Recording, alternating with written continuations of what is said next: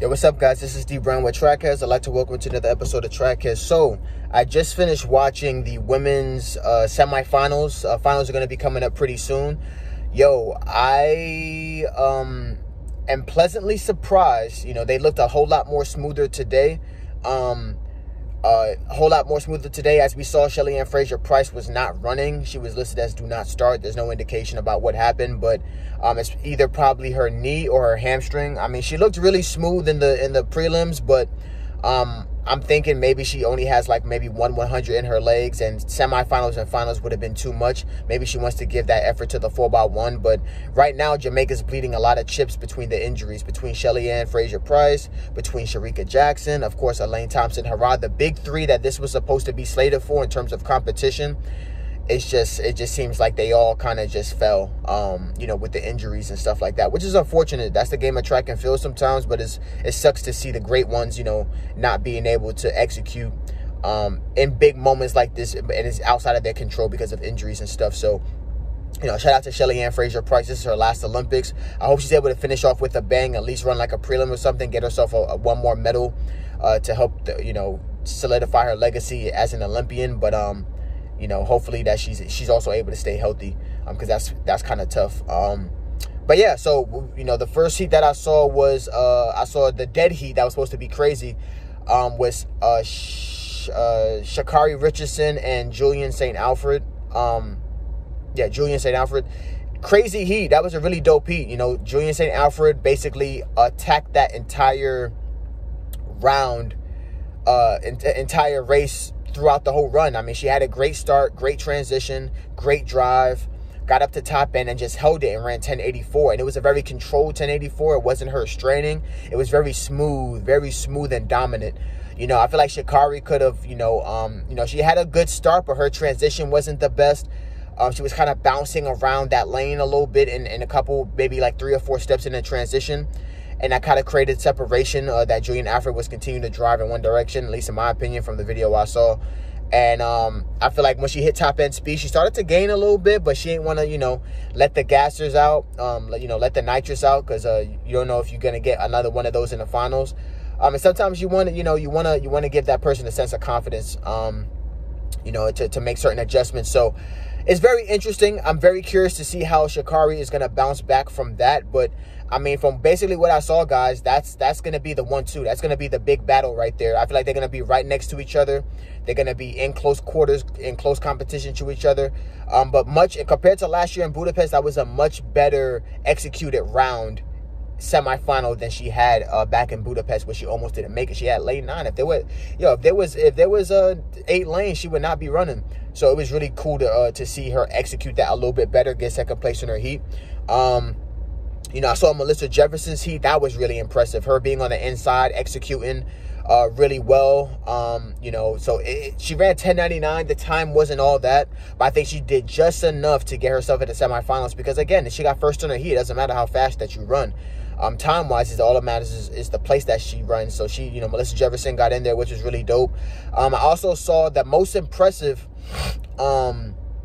that I saw when it comes to this bronze medal, because I think, like I said, Sha'Carri Richardson and Julien St. Alfred, they're going to be the 1-2 punch. I think they're going to be competing with each other as long as no one false starts.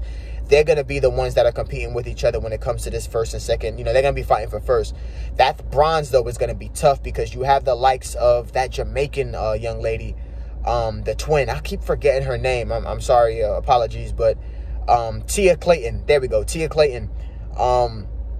You know, I saw her run. I'm just like, hold on now. It looks like she's looking like Shelly and Fraser-Pryce for a second. You know, beautiful start, beautiful drive.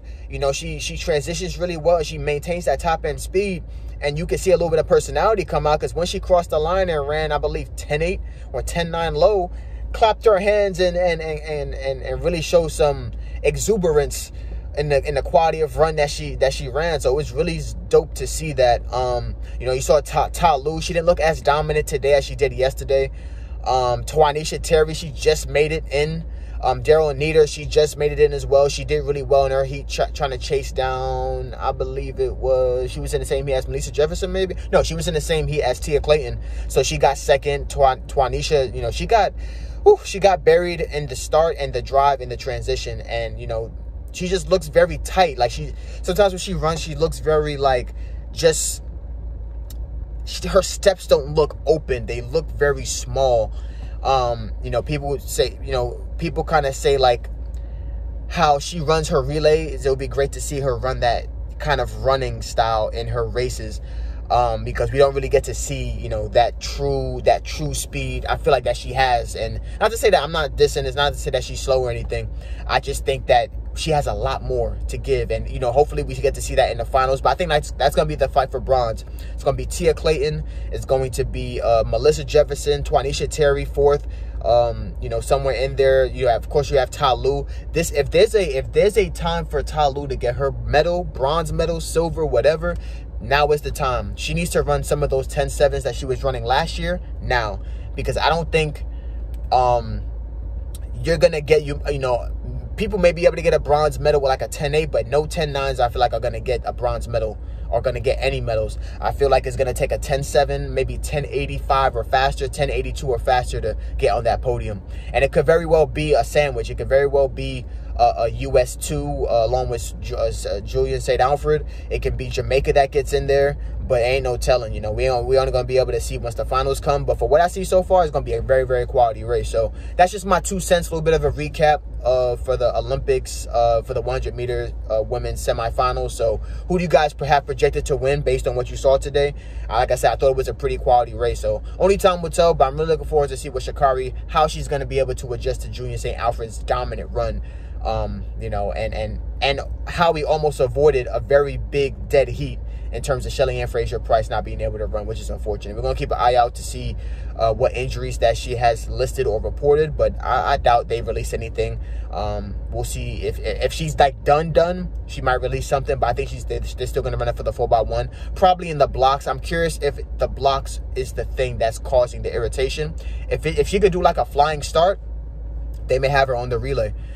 Maybe on like third leg or second leg or something like that, or maybe last leg. I don't know, because we don't really have as much bodies. I think Sharika, this may be a foreshadowing for Sharika if she's not able to finish through the round. She might have a really decent prelim, maybe like 22.5, but after that, to get down into the 21s, it might rip that hamstring apart. So lot of open spaces for Jamaica. We'll see how that goes. But thank you guys for watching. This is D Brown with Trackheads. Peace.